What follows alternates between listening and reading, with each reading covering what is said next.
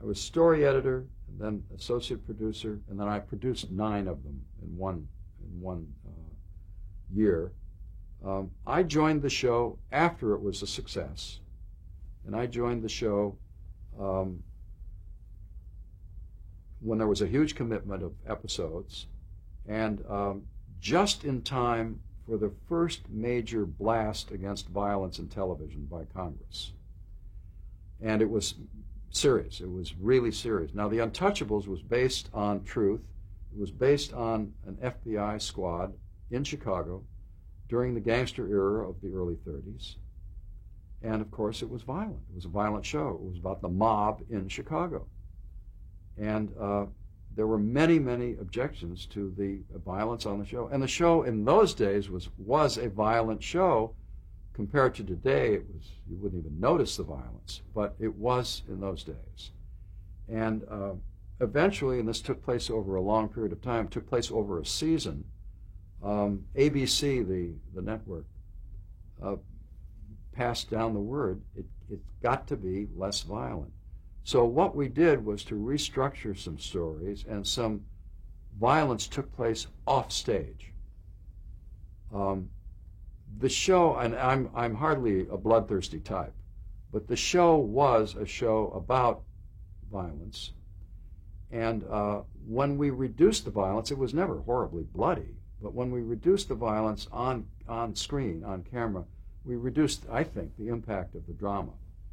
But it was a very serious congressional move against violence in television, and the show The Untouchables was really the target. There were other shows that had violence. But how did that manifest itself?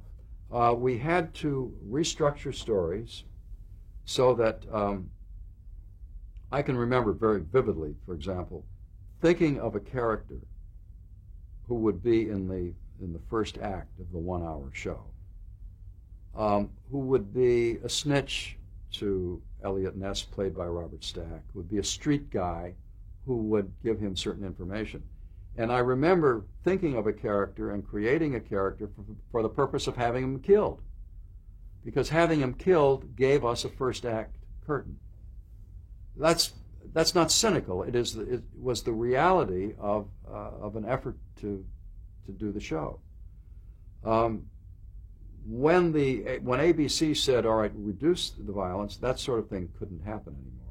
The show was based on the mob action in Chicago, the mob in Chicago versus The Untouchables, really, because this was,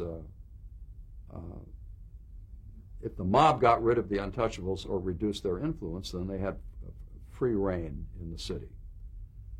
So that was the problem. I walked right into that. Was the show concerned with historical fact? Up to a point. We used a lot of stories that were based on historical fact, but most of them were invented.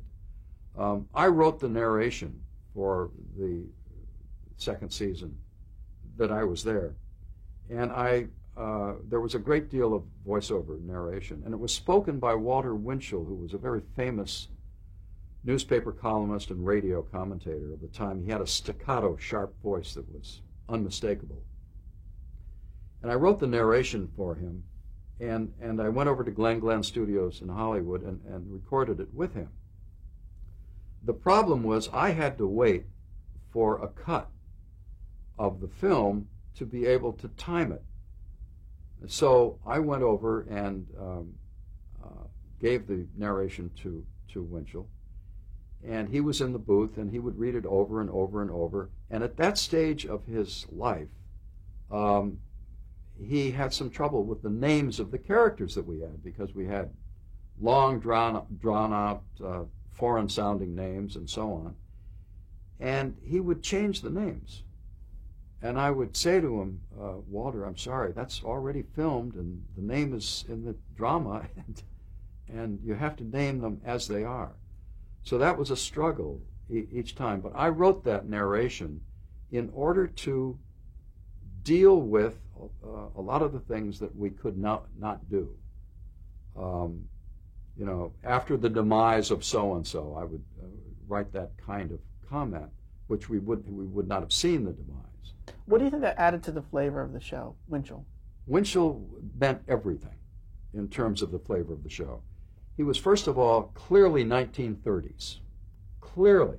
I mean, the guy with the slouch fedora and the tough talk and the staccato tone, he was it. I think he meant everything, because even a young audience that didn't know who he was, there was this really rat-a-tat voice, and everyone used it. So we used his voice throughout.